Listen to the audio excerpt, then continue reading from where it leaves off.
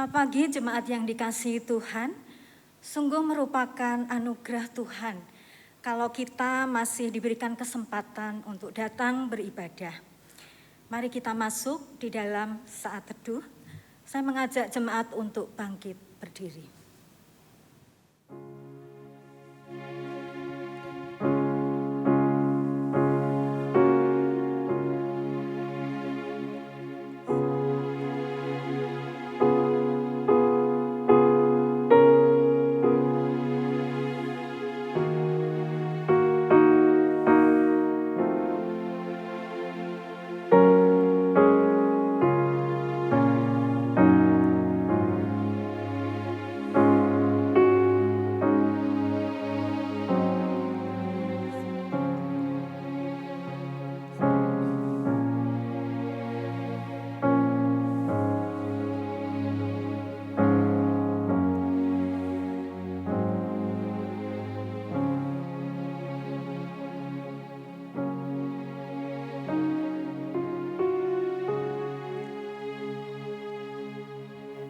Pertolongan kepada kita adalah di dalam nama Tuhan yang menciptakan langit dan bumi.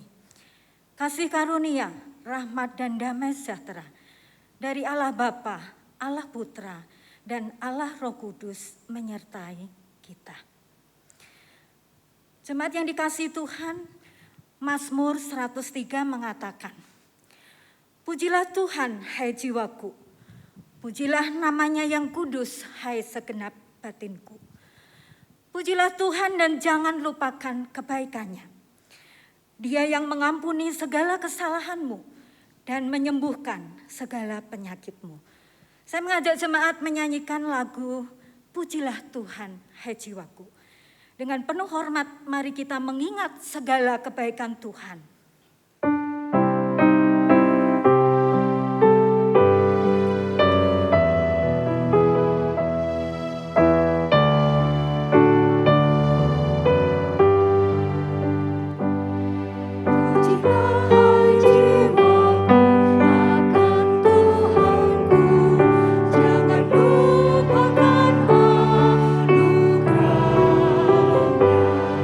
Dia yang mengampuni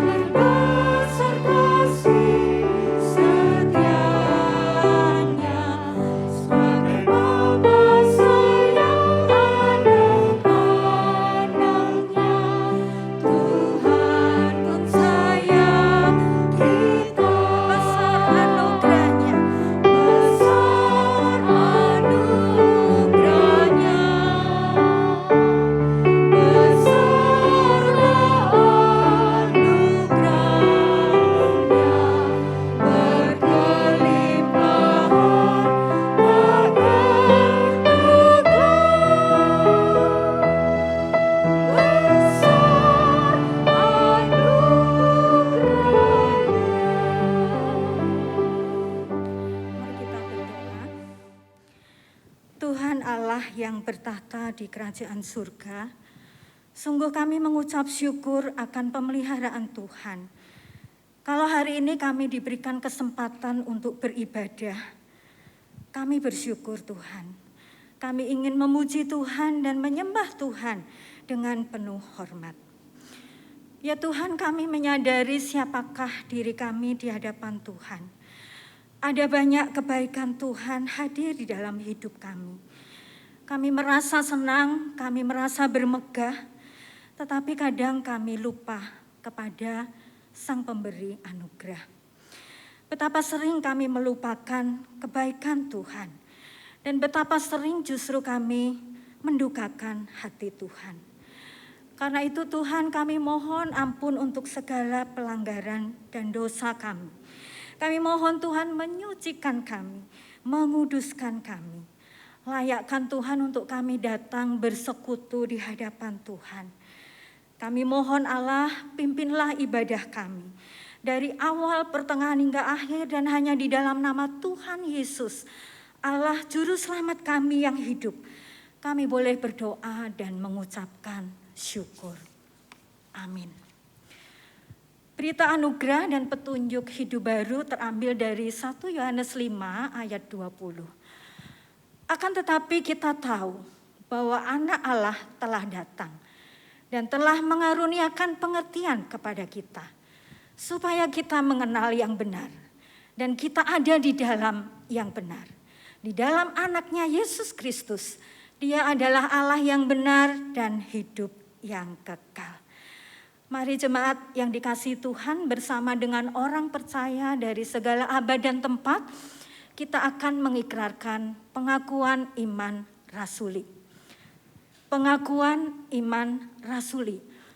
Aku percaya kepada Allah, Bapa yang Maha Kuasa, Khalik langit dan bumi, dan kepada Yesus Kristus, anaknya yang tunggal Tuhan kita, yang dikandung dari Roh Kudus, lahir dari anak darah Maria, yang menderita sengsara di bawah pemerintahan Pontius Pilatus, disalibkan, mati dan dikuburkan, turun ke dalam kerajaan maut. Pada hari yang ketiga, bangkit pula dari antara orang mati, naik ke surga, duduk di sebelah kanan Allah, Bapa yang Maha Kuasa. Dari sana Ia akan datang untuk menghakimi orang yang hidup dan yang mati. Aku percaya kepada Roh Kudus, gereja yang kudus dan am, persekutuan orang kudus, pengampunan dosa, kebangkitan tubuh, dan hidup yang kekal. Amin. Jemaat dipersilahkan duduk. Jemaat yang dikasihi Tuhan, siapakah kita ini? Kita adalah seorang yang berdosa, tetapi dipanggil untuk melayani Tuhan. Dan menjadi satu kehormatan bagi kita jikalau kita bisa menjadi rekan sekerja Allah. Dan satu hak istimewa Dia berikan kepada kita. Kita bekerja melayani Raja di atas segala raja. Saya mengajak jemaat menyanyikan lagu Sukacita dalam melayani Raja.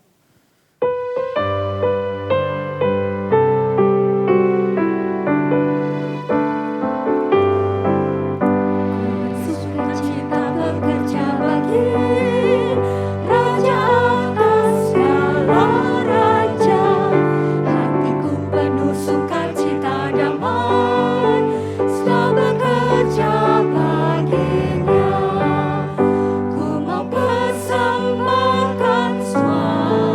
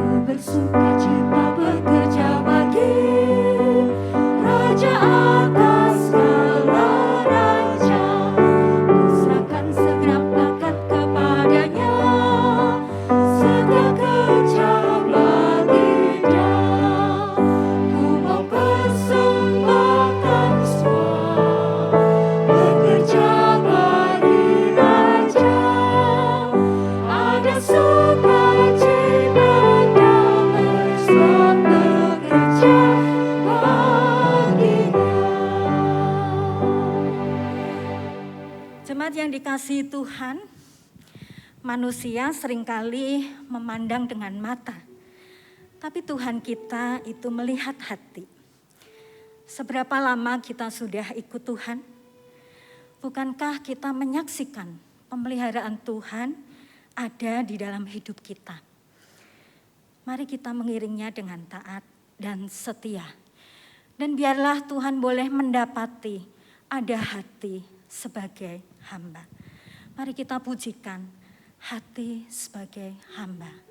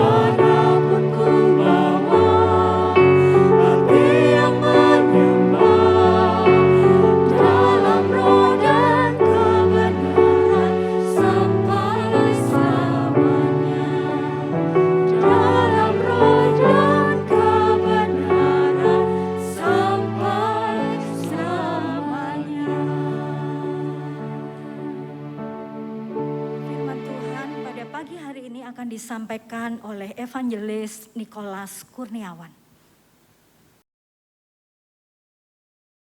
Selamat berjumpa saudara-saudara yang dikasihi Tuhan Yesus Kristus.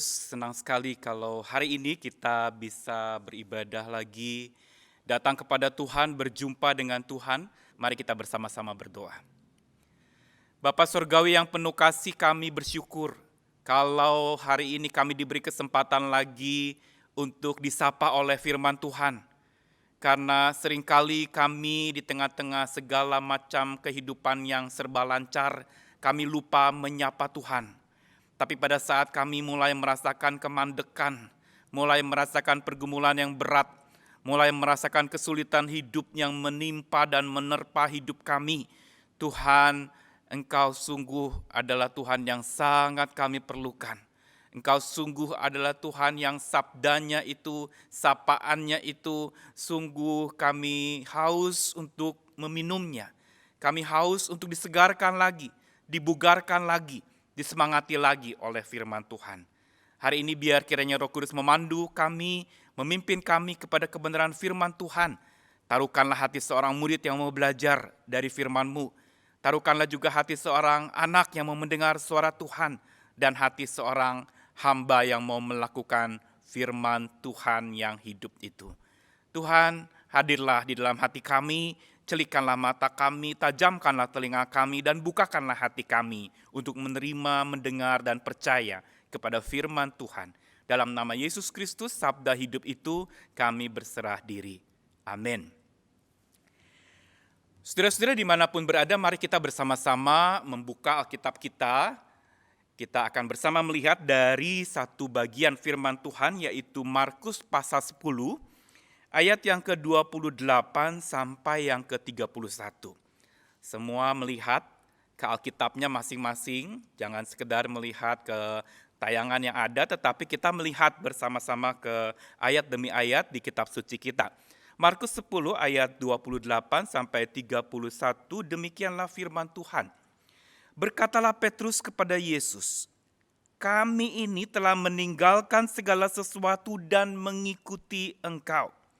Jawab Yesus, "Aku berkata kepadamu, sesungguhnya setiap orang yang karena aku dan karena Injil meninggalkan rumahnya, saudaranya laki-laki atau saudaranya perempuan, ibunya atau bapaknya, anak-anaknya atau ladangnya, orang itu sekarang pada masa ini juga akan menerima kembali 100 kali lipat rumah, saudara laki-laki, saudara perempuan, ibu, anak, dan ladang, sekalipun disertai berbagai penganiayaan.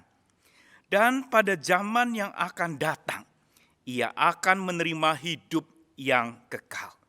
Tetapi banyak orang yang terdahulu akan menjadi yang terakhir, dan yang terakhir akan menjadi yang terdahulu." Demikianlah pembacaan firman Tuhan. Yang berbahagia mereka bukan saja membaca firman Tuhan, tapi hidupnya dibaca oleh Tuhan dan diubahkan oleh tangan Tuhan yang ajaib menjadikan kita dewasa serupa Kristus.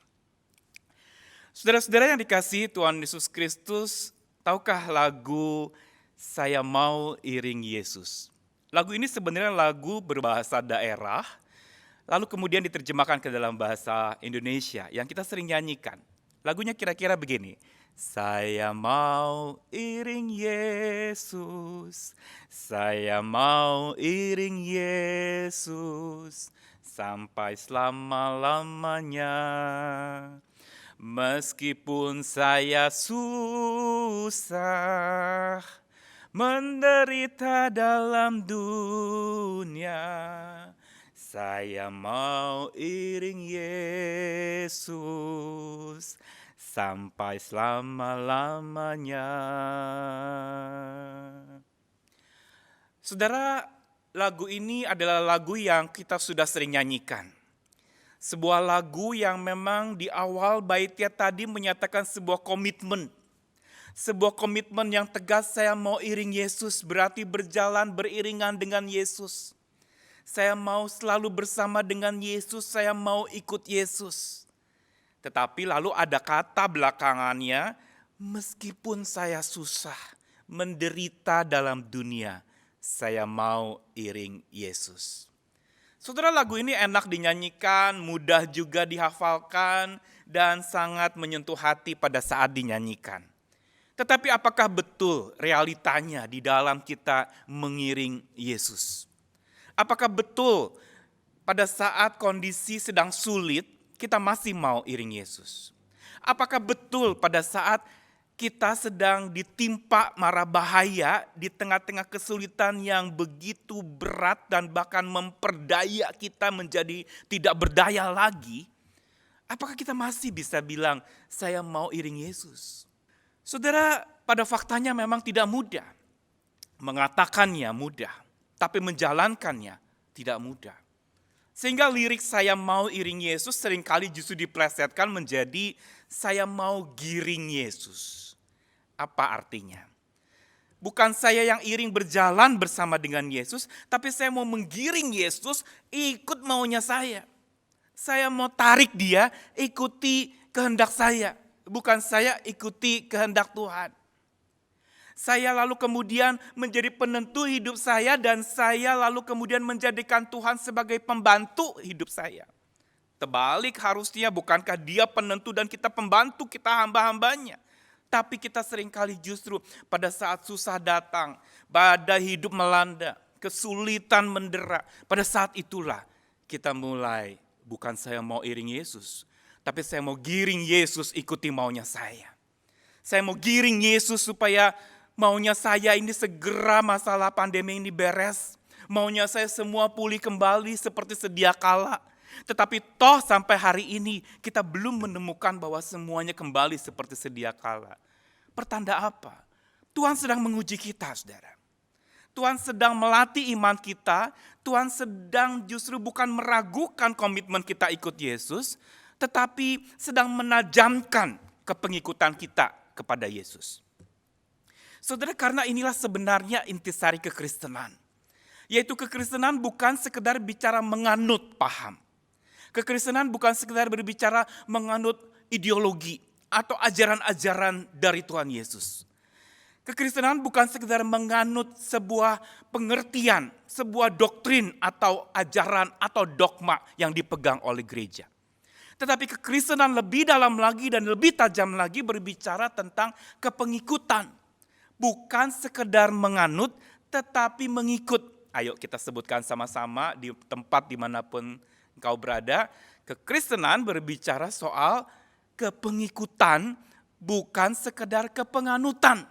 Sehingga kalau kita hanya sekedar menganut ajaran Yesus, tapi kita tidak mengikut Yesus, kita sebenarnya belum sungguh-sungguh menjadi seorang Kristen seperti yang Tuhan inginkan. Kita mungkin hanya sekedar beragama Kristen, tetapi kita tidak beriman kepada Kristus. Kita sekedar menganut paham Kristiani, tetapi kita tidak ikut dan mengalami berjalan bersama dengan Kristus. Sehingga saya mau iring Yesus itu sungguh-sungguh kita alami, bukan lagi kita sekedar pahami saja. Dan hari ini masa pandemi sebenarnya sedang mempertanyakan kita sebuah pertanyaan yang tajam, saudara. Yaitu sebuah pertanyaan, tidak salah kalau saya sebut masa pandemi ini mengajak kita bertanya demi apa? Pandemi, demi apa saya hidup? Demi apa saya melayani? Demi apa saya mengikut Yesus? Demi apa saya melakukan semua pekerjaan-pekerjaan Tuhan? Demi apa saya beribadah? Demi apa saya lalu beriman kepada Tuhan? Dan pertanyaan demi apa, dan demi apa ini sebenarnya membuat kita berintrospeksi diri. Memeriksa, demi apa saya ada hari ini? Demi apa saya bekerja hari ini? Demi apa saya lalu beraktivitas hari ini? Kalau semua demi upah, demi dapatkan sesuatu, demi untuk kita menjadi makin kaya dan makin berjaya, kita akan kecewa. Tapi kalau kita benar-benar mengikut Yesus demi Kristus semata, maka ini akan menjadi berbeda. Dan inilah sebenarnya yang dipertanyakan oleh Petrus dalam bacaan kita hari ini. Bacaan kita hari ini sebenarnya di dalam Markus pasal 10 ini, ayat yang kita baca tadi, ayat yang ke-28 sampai 31, itu erat kaitannya dengan ayat 17 sampai 27 ayat sebelumnya.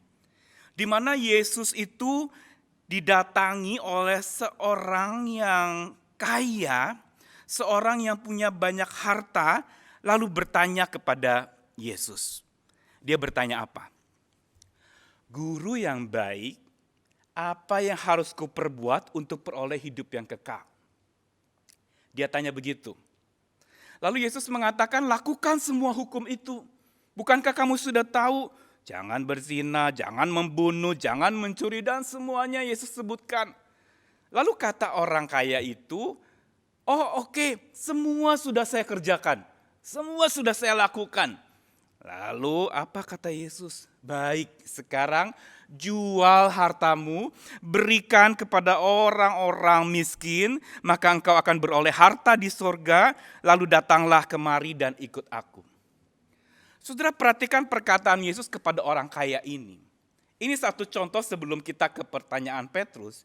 Kita melihat bahwa ada contoh orang yang mengikut Tuhan semata justru memang hanya melakukan hukum ini yang tadi saya katakan, hanya menganut ajaran-ajaran. Tapi tidak mengikut keteladanan, tidak mengikut pribadi Yesus, dia hanya ikuti aturan-aturan. Dia ikuti hukum-hukumnya dan bahkan dia lakukan. Taatnya luar biasa. Hebat setengah mati. Tetapi justru ketika Yesus mengatakan jual hartamu, bagikan kepada orang miskin, dia mati kutu tidak bisa bicara lagi. Karena yang dia pikirkan adalah apa? Hartaku mau diberikan kepada orang miskin, enak saja. Dan ini pertanyaan penguji dari Yesus. Untuk lalu membuktikan betapa orang kaya ini hatinya tidak fokus kepada Yesus. Hatinya justru fokus kepada hartanya. Walaupun dia lakukan aturan-aturan hukum, dia lakukan hukum-hukum agama, dia lakukan segala apa yang diperintahkan oleh Tuhan, tetapi toh ketika dia disuruh jual hartanya, berikan kepada orang-orang miskin, dia lalu kemudian tidak bersedia. Hari ini ada banyak orang yang demikian, bukan? Yang katanya tahu firman Tuhan, katanya tahu doktrin dalam sekali. Wah, sampai sangat-sangat dikuasai di dalam otak pikiran. Kalau dijawab katekismus semua bisa dijawab dengan tegas sekali. Wah, luar biasa. Mau apa segala macam etika, apologetika, dan tika-tika yang lain. Lalu kemudian kita mengatakan saya sudah Kristen. Tapi saudara-saudara, maaf, semua itu bukan memang tidak penting. Tetapi ada yang jauh lebih penting dari itu, yaitu fokus kepada Yesus sendiri.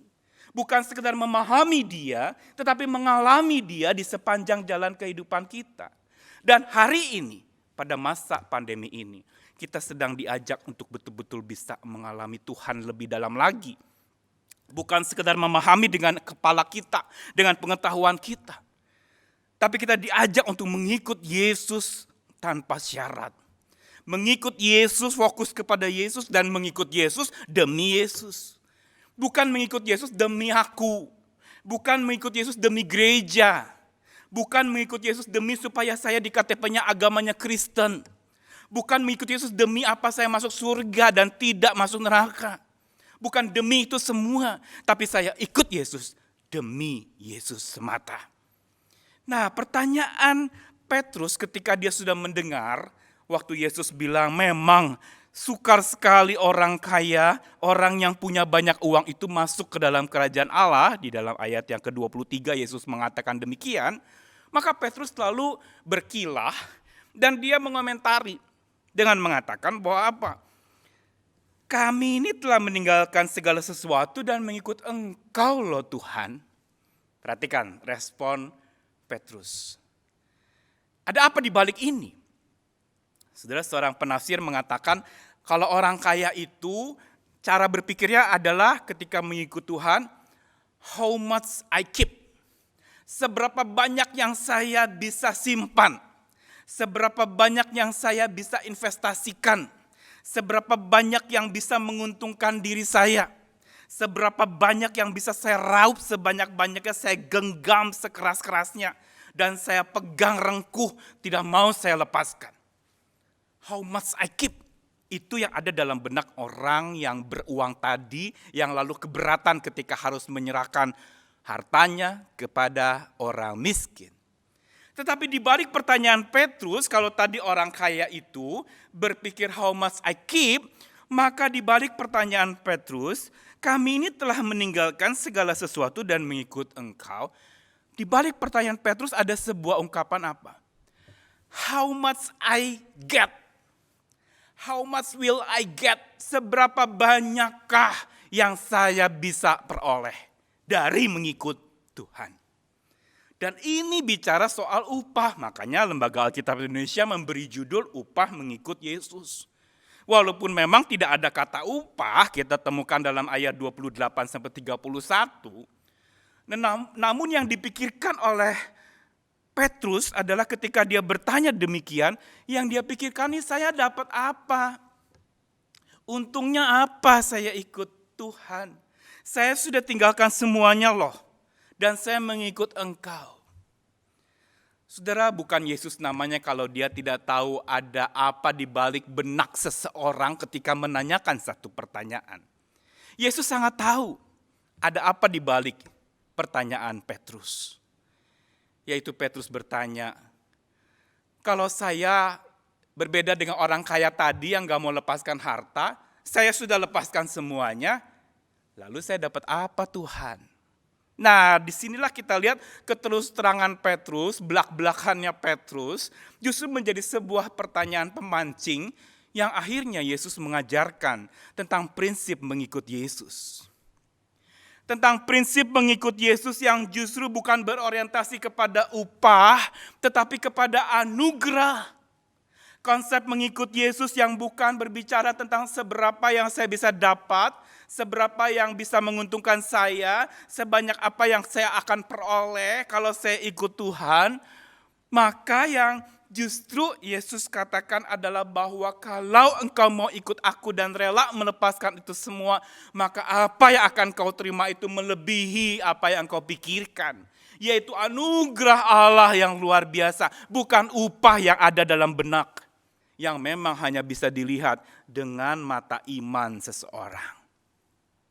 Nah, saudara, hari-hari ini ketika kita mungkin sedang mengalami kekurangan, ada yang kehilangan pekerjaan mungkin, pendapatannya pun berkurang, lalu kemudian mulai di-courting, di-diskon penerimaan-penerimaan kita, sehingga tidak seperti biasanya, mulai bongkar-bongkar tabungan untuk lalu penghidupan hari ini, dipakai itu untuk supaya bisa bertahan, bisa survive. Hari ini Tuhan sedang uji. Seperti Tuhan menguji orang yang beruang tadi atau orang kaya tadi. Kamu mau lepaskan itu buat orang yang berkekurangan walaupun engkau sedang berkekurangan? Engkau mau melakukan itu demi aku? Engkau mau melayani dan membantu mereka yang berkekurangan karena aku juga mengasihi mereka dan engkau juga mengasihi mereka? Saudara, ini pertanyaan penting pada hari-hari ini. Dan saudara, ketika seseorang itu rela melepaskan apa yang ada padanya demi kepengikutannya kepada Yesus, Tuhan tidak pernah akan melepaskan dia, saudara.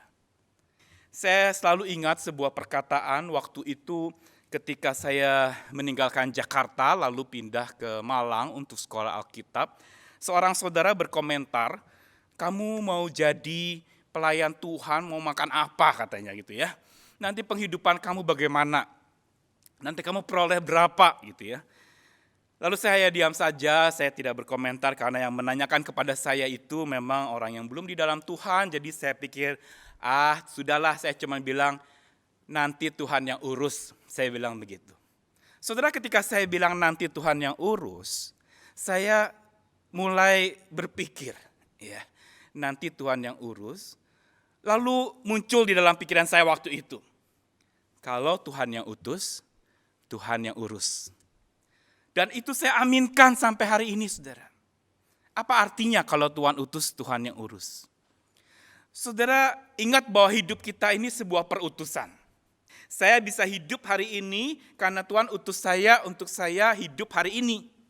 Saya ada di sebuah keluarga karena saya diutus oleh Tuhan untuk saya ada di keluarga itu saat ini. Dengan kata lain, karena hidup kita hidup perutusan, maka kepengurusan hidup kita pun ada di tangan Tuhan yang mengutus kita. Dan waktu saya berpikir, waktu Tuhan utus, maka Dia yang akan urus, lalu saya dapat satu saat teduh waktu itu. Cuma dalam bahasa Inggris, dia bilang begini, when God invite, He will provide. Kalau Dia yang mengundang, maka Dia akan menyediakan. Wah, saya bilang ini selaras, sejalan dengan apa yang saya dapatkan dari perenungan kata-kata saya sendiri waktu saya bilang Tuhan yang akan urus. Tuhan yang mengutus, Tuhan yang akan mengurus. Kita sebut sama-sama 1, 2, 3. Tuhan yang mengutus, Tuhan yang mengurus. Lalu kedua, Tuhan yang invite, Tuhan yang provide. Kalau Tuhan yang invite, Dia mengundang, Tuhan yang akan menyediakan. Sama juga hari ini kalau kita mencoba lebih dalam memikirkan, Tuhan mengundang kita masuk ke sebuah masa yang sulit.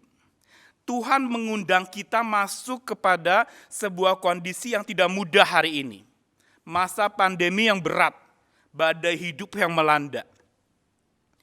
Tetapi amini dan imani bahwa ketika Tuhan mengundang kita masuk dalam kondisi ini, Tuhan sudah menyediakan segala piranti, Tuhan sudah sediakan segala keperluan untuk supaya kita bisa menjalani masa-masa sulit ini.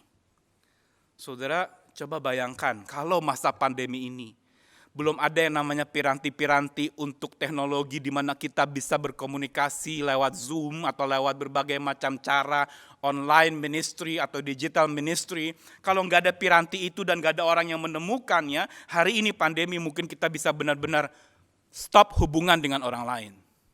Tapi bukankah kita harus bersyukur sama teknologi, kita bisa berhubungan. Dan inilah yang saya katakan, when God invite you to come to one situation, mengutusmu ke satu situasi, God provide you. Tuhan sudah menyediakanmu segala hal yang diperlukan untuk bisa menjalani masa sulit ini. Amin. Katakan kepada rekan-rekanmu yang sedang melihat tayangan ini berdua atau bersama dengan teman, katakan, when God invite, He will provide. Katakan ya, when God invite, He will provide. Ya, atau dalam versi yang lainnya, kalau Tuhan yang utus, Tuhan yang akan urus. Sebut lagi, kalau Tuhan yang utus, maka Tuhan yang akan urus. Saudara, inilah sebenarnya apa yang Yesus katakan kepada Petrus. Petrus ketika bertanya, kami ini telah meninggalkan segala sesuatu dan mengikuti Engkau. Di balik pertanyaan ini ada sebuah ungkapan, seberapa banyak yang saya bisa dapatkan, how much I get.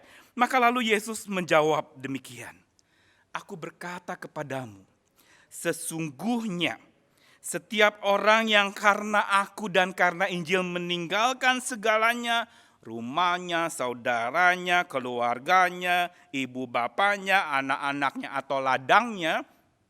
Saudara, kenapa rumahnya dan ladangnya ditaruh di awal dan di akhir, saudara? Ya, rumah bicara soal kehidupan, penghidupan dan keluarga, boleh dikatakan rumah tangga, sedangkan ladang itu berbicara mata pencaharian.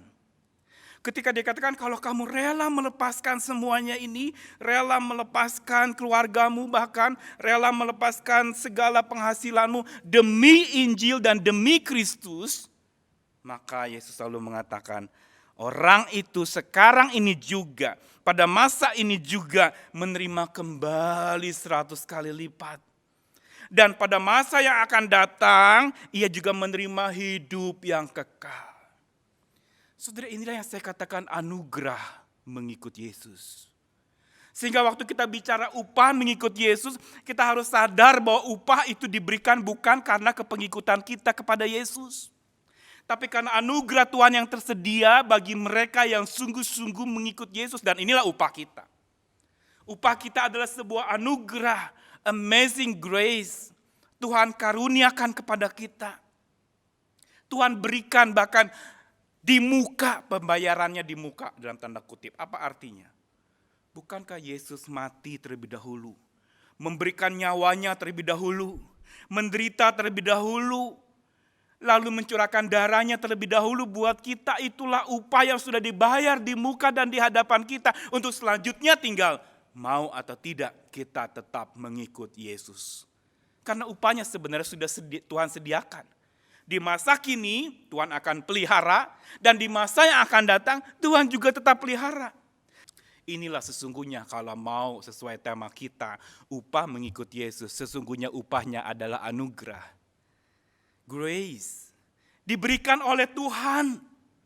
Dan jangan takut kalau Tuhan yang sudah utus dia akan urus. Kalau Tuhan sudah invite, Tuhan akan provide. Tuhan sediakan. Pertanyaannya sekarang, saudara-saudara, apa sih anugerah yang sebenarnya Tuhan sediakan bagi orang yang mengikut Yesus? Anugerahnya adalah sebuah pemeliharaan Tuhan. Tuhan akan pelihara mereka yang benar-benar rela melepaskan segala sesuatu yang tadi saya katakan, rela lepaskan segala sesuatu di dalam tangan Tuhan dan serahkan semuanya ke dalam tangan Tuhan, maka Tuhan tidak pernah akan melepaskan dia dari tangannya. Ini yang harus kita camkan. Kalau kita rela lepaskan segalanya demi Kristus, Kristus tidak akan rela melepaskan kita seenaknya, tapi Dia akan tetap menjaga dan memelihara kita. Apa janji pemeliharaannya buat mereka yang pergi diutus oleh Tuhan, yang mengikut Yesus dengan sungguh-sungguh, yang rela melepaskan segalanya? Ini dia yang patut kita ingat dalam ibadah dan renungan hari ini. Ada 4 hal. Apa wujud anugerah pemeliharaan Tuhan buat setiap orang yang mengikut Yesus? Apa wujud kasih karunia pemeliharaan Tuhan atas hidup kita? Yang pertama-tama, kalau Tuhan pelihara, ini gampang diingat karena membentuk satu kata pelihara. Pertama adalah Tuhan pegang hidup kita. Kita dipegangnya karena kita begitu berharga. Kita dipegangnya, kita dipeluknya, kita dirangkulnya. Ada sebuah pepatah yang mengatakan, what you hold will hold you. Apa yang engkau genggam itu akan menggenggammu. Contohnya nih handphone saya genggam. Memang saudara melihat saya menggenggam handphone ini, kan namanya telepon genggam. Jadi ya digenggam. Tetapi sesungguhnya siapa yang genggam siapa? Saya genggam, telepon genggam saya, tapi sebenarnya dia sedang menggenggam saya. Wah, apa nih? Dia menggenggam saya dalam arti dia mempengaruhi saya. Apa yang saya genggam sebenarnya lambat laun, pelan-pelan dia lagi menggenggam saya sampai saya nggak mau beralih dari dia.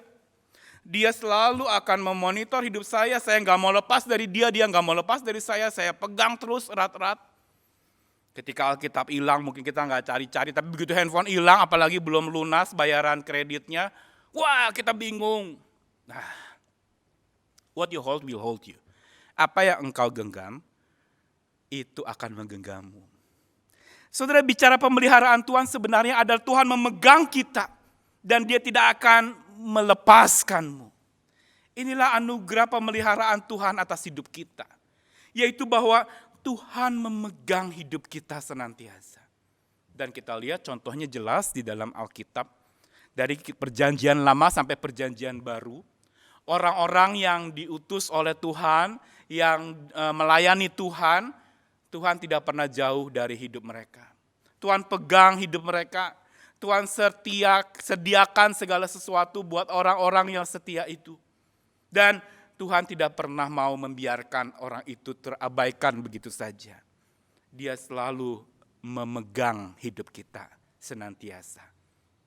Karena itu jangan takut, saudara. Karena inilah anugerah untuk orang yang mengikuti Yesus. Tuhan berikan pegangannya yang kuat. Dia genggam kita sampai kita bisa tentram. Dia genggam kita sampai kita bisa mengalami tenang teduh di hadapannya. Dia genggam dan pegang hidup kita saat kita sudah tidak ada pegangan lagi. Tuhan yang memegang kita dan Dia akan jaminkan hidup kita. Saya mau katakan saudara-saudara, setiap orang yang selalu katakan amin kepada perkataan Tuhan, maka hidupnya akan dijamin oleh Tuhan. Kalau ada amin, maka Tuhan jamin. Ayo sebut sama-sama lagi. Kalau ada amin, Tuhan jamin. Kalau kita mengaminkan atau mengiyakan apa yang Tuhan katakan, melakukan apa yang Tuhan perintahkan, maka Tuhan akan jamin. Jangan takut, aku yang pegang. Aku yang pegang hari esokmu. Kan ada lagunya, lagu Paskah kan dia, sebab dia hidup ada hari esok. Karena dia yang hold tomorrow. Dia yang pegang hari esok, karena itu kita jangan takut hari esok ada dia bersama dengan kita. Bahkan Alkitab mencatatnya bahwa di masa kini dia akan menerima dan di masa yang akan datang juga dia akan memperoleh hidup kekal itu. Jelas sekali bahwa anugerah pemeliharaan Tuhan ditandai dengan pertama Tuhan pegang hidup kita. Dan yang kedua bukan itu saja, Tuhan juga mau terlibat di dalam hidup kita. Tadi pegang kata dasarnya, yang kedua adalah libat. Tuhan mau melibatkan dirinya, Dia mau terlibat di dalam hidup kita, Dia mau sungguh-sungguh hadir bersama dengan kita, Dia terlibat dalam arti Dia sungguh-sungguh menjadi Tuhan yang memerintah hidup kita. Hari ini seringkali orang cari Tuhan hanya sebagai penyelesai masalah. Problem solving. Wah, saya butuh Tuhan yang menyelesaikan masalah saya. Seolah-olah Tuhan itu hanya menjadi problem solver saja, penyelesai masalah saja. Padahal sebenarnya Tuhan kadang kala titipkan masalah buat kita bukan untuk sekedar kita menemukan jalan keluar dari masalah kita. Tapi untuk supaya kita bisa keluar bersama dengan Dia melalui masalah kita. Kita putar otak, cari jalan keluar, tapi kita menolak untuk keluar berjalan bersama dengan Dia.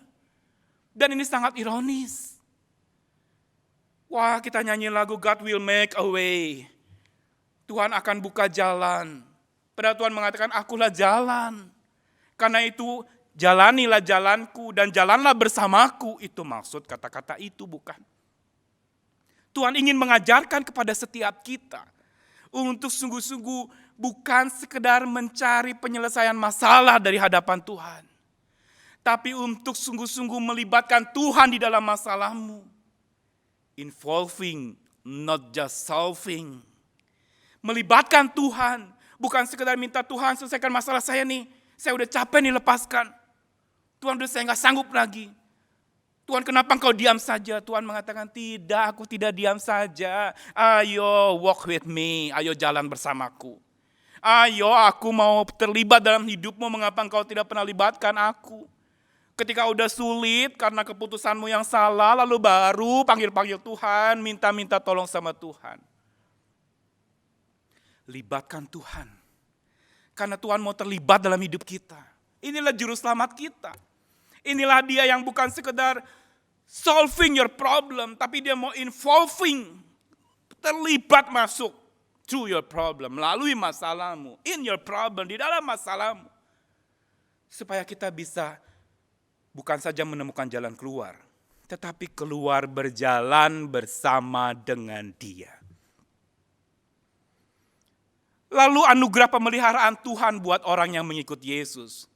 Bukan saja Tuhan pegang, bukan saja Tuhan mau terlibat dalam hidup kita, involve in your life, tetapi Tuhan juga mau, ini yang ketiga, yaitu apa? Hadir senantiasa dalam hidupmu. Pada masa di mana kepingan-kepingan hidup kita hancur berantakan, lihatlah di kepingan-kepingan itu ada kehadiran Tuhan. Dan bukankah apa yang Yesus katakan, orang itu akan beroleh masa kini 100 kali lipat, masa yang akan datang menerima hidup kekal. Tapi lalu dikatakan di situ, sekalipun disertai berbagai penganiayaan. Artinya apa? Artinya mengikut Tuhan itu bukan jalan yang mudah sebenarnya. Kan lagunya ada ya, tak mudah jalannya yang menuju ke surga. Saudara, memang gak mudah. Tetapi justru pada saat dimana kita tidak mudah menjalaninya, kita sangat butuh anugerah Tuhan hadir bersama dengan kita. Anugerah kehadirannya itu paling kita butuhkan. Hari ini kita minta-minta berkat kepada Tuhan, tetapi apakah kita berdoa untuk supaya Tuhan hadir dalam hidup kita? Saya suka plesetkan GBU, itu ungkapan kata yang sering orang sebutkan, God bless you, God bless you. Tetapi sebenarnya yang lebih penting bukan sekedar God bless you, tapi God be with you. Apa artinya orang limpah berkat banyak tetapi Tuhan tidak beserta dengan dia? Apa artinya orang limpah rejeki banyak tapi dia tidak punya relasi dengan Tuhan sumber rejeki itu? Apa artinya kalau kita punya banyak harta tetapi tidak ada cinta kepada Tuhan dan kita tidak mengalami cinta Tuhan kepada kita? Semua itu hampa. Kehadiran Tuhan di atas segalanya. Dan inilah yang menandakan dan menghidupkan kepengikutan kita kepada Yesus. Kita ikut Yesus bukan dengan kekuatan kita, tapi karena Tuhan yang berjalan beriring bersama dengan kita. Walk with us. Kita seringkali walk to Him, berjalan kepadanya. Walk to God. Tapi enggak banyak orang Kristen yang mau walk with God. Kita mau walk to God, bekerja untuk Tuhan. Tapi walk with God sedikit.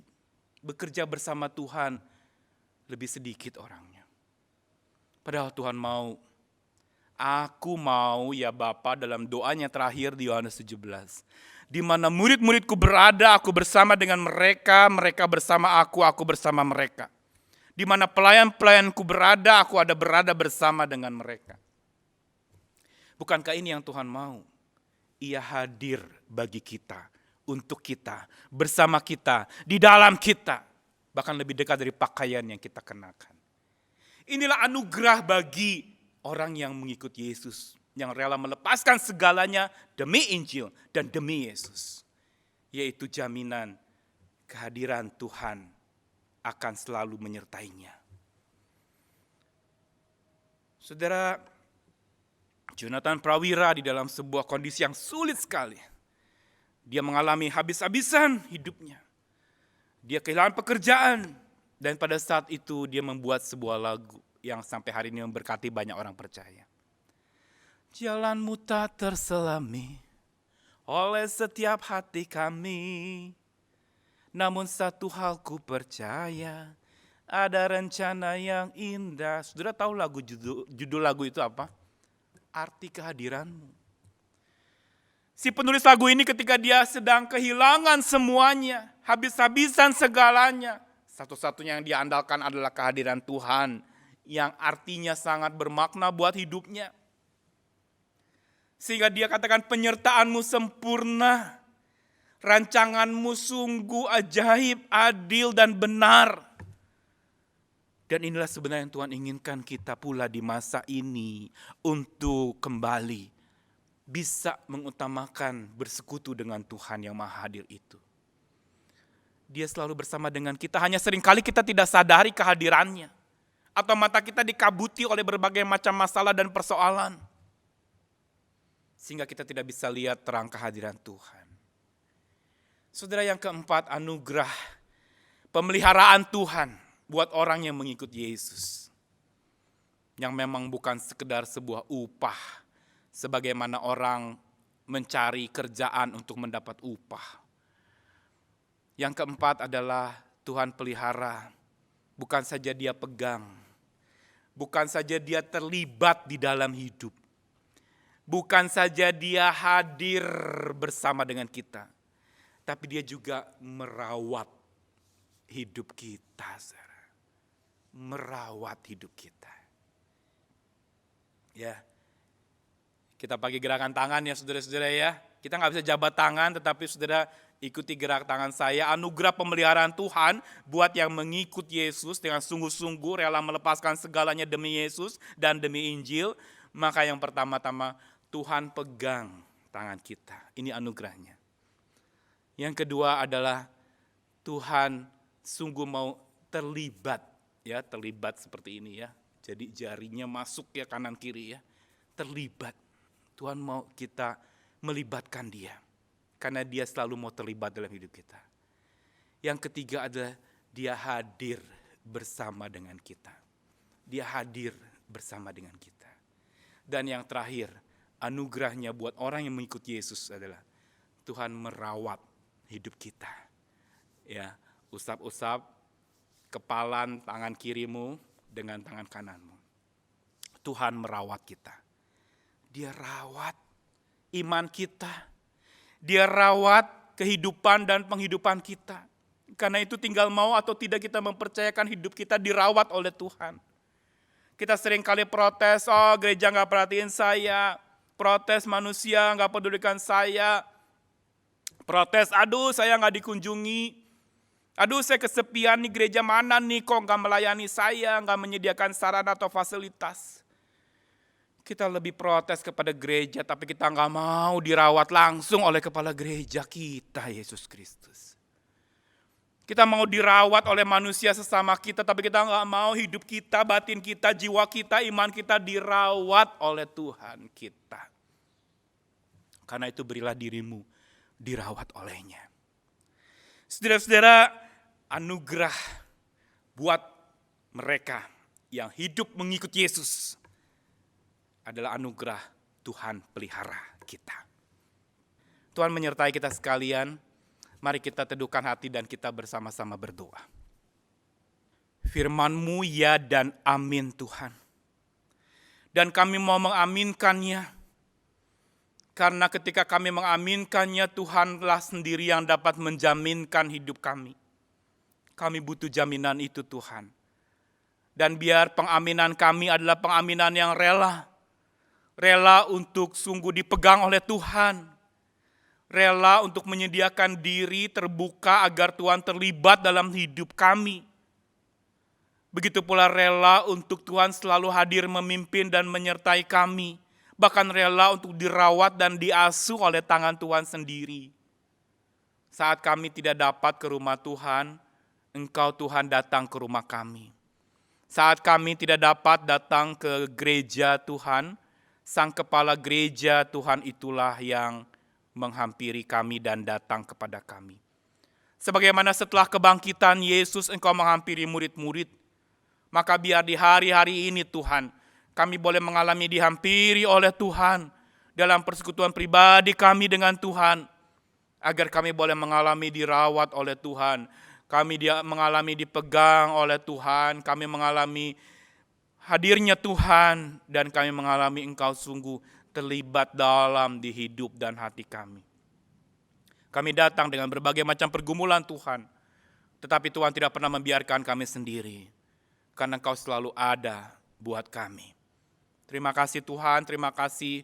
Kami datang dengan segala pergumulan, beban berat, Tuhan yang angkat dan Tuhan pulihkan dengan kuat kuasa anugerah-Mu yang ajaib. Dalam nama Yesus Kristus kami berserah diri. Amin. Jemaat sekalian, kita bersyukur untuk firman Tuhan yang telah kita dengarkan. Dan saat ini kita akan bersama-sama melanjutkan dengan doa syafaat. Mari kita berdoa.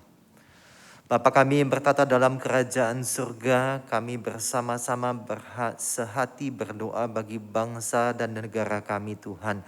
Di tengah-tengah kedukaan akibat bencana yang terjadi di NTT, kami terus melihat bagaimana pemerintah pusat maupun pemerintah daerah terus berupaya untuk mengatasi, memperbaiki, membangun kembali infrastruktur yang hancur akibat bencana banjir bandang dan bencana topan yang ada di NTT.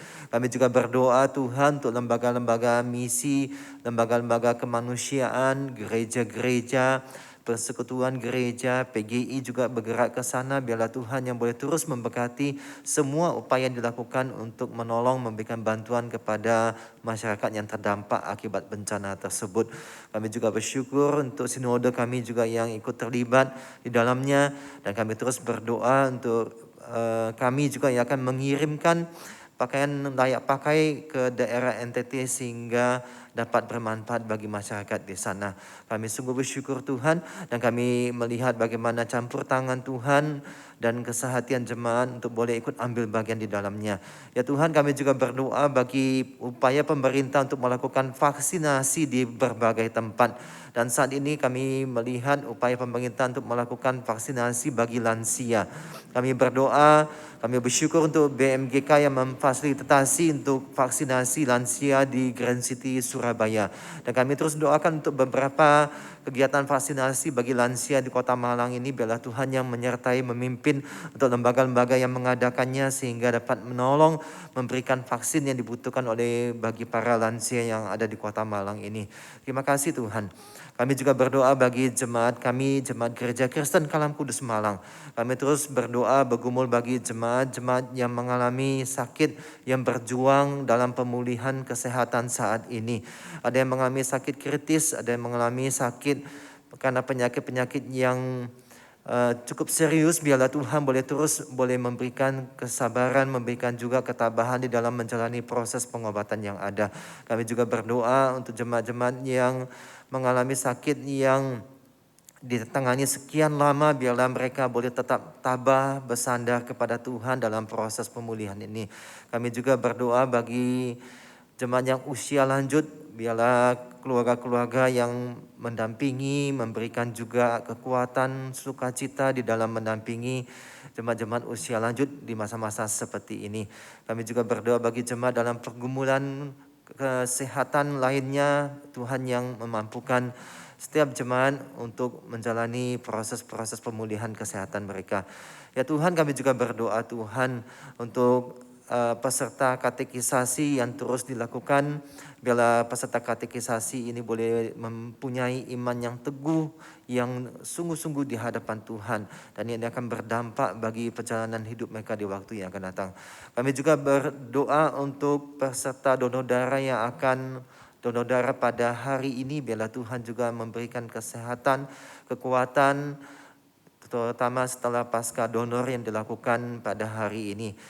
Kiranya darah yang disumbangkan menjadi berkat bagi orang-orang yang membutuhkan, terutama di masa-masa puasa saat ini. Terima kasih Tuhan, kami serahkan segenap jemaat kami ke dalam tangan-Mu. Kiranya Tuhan terus yang memelihara jemaat Tuhan.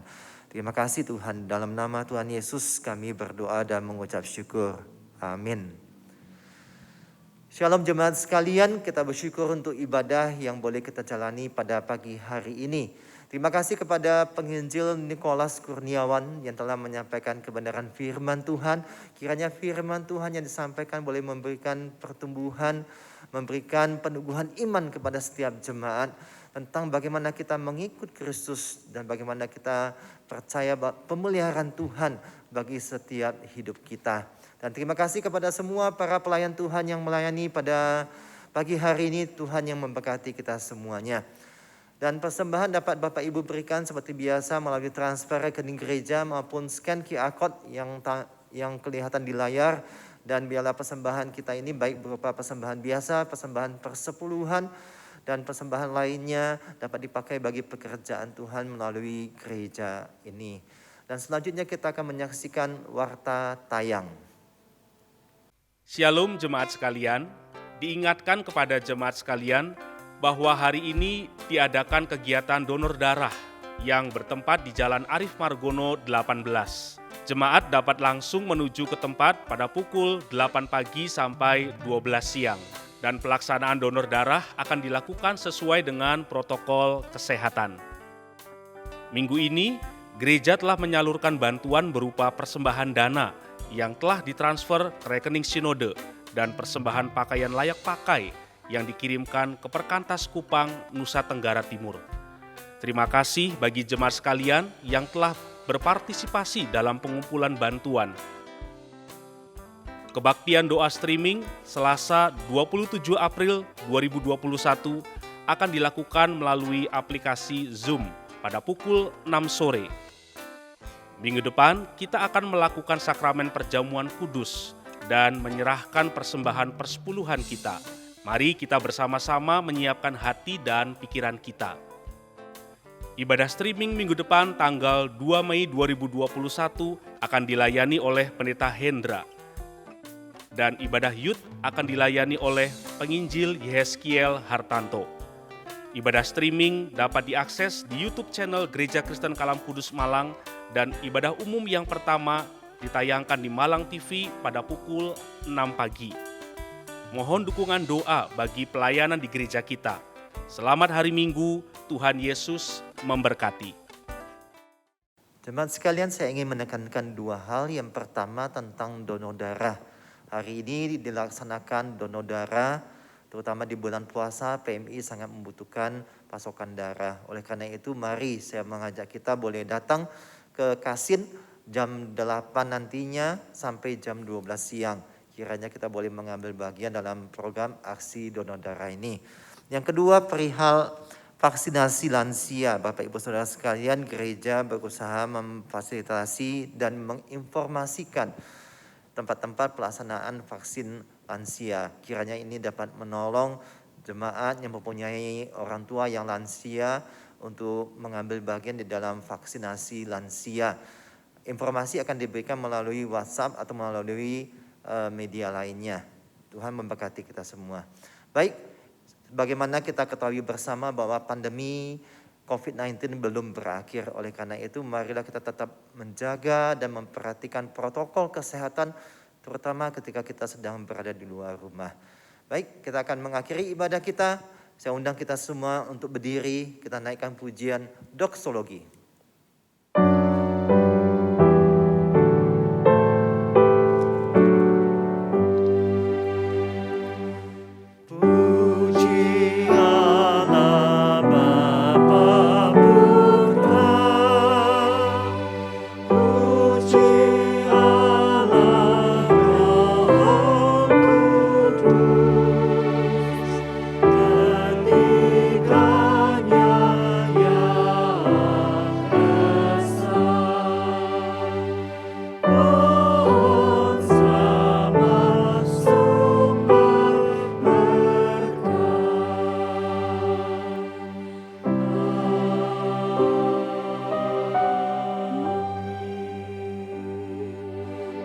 dikasihi oleh Tuhan dan yang mengasihi Tuhan, arahkanlah mata hati dan pikiran kita kepada Tuhan dan terimalah berkat dari Tuhan.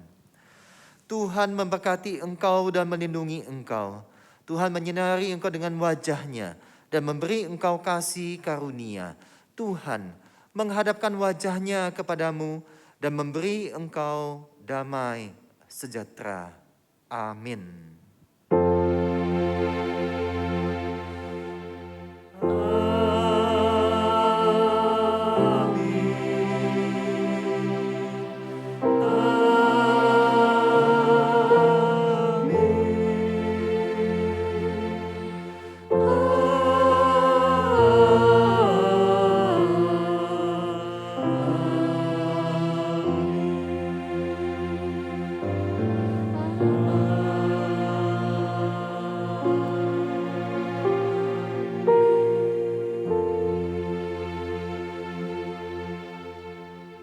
Ibadah kita selesai, silakan mengambil satu teduh. Tuhan Yesus memberkati kita sekalian.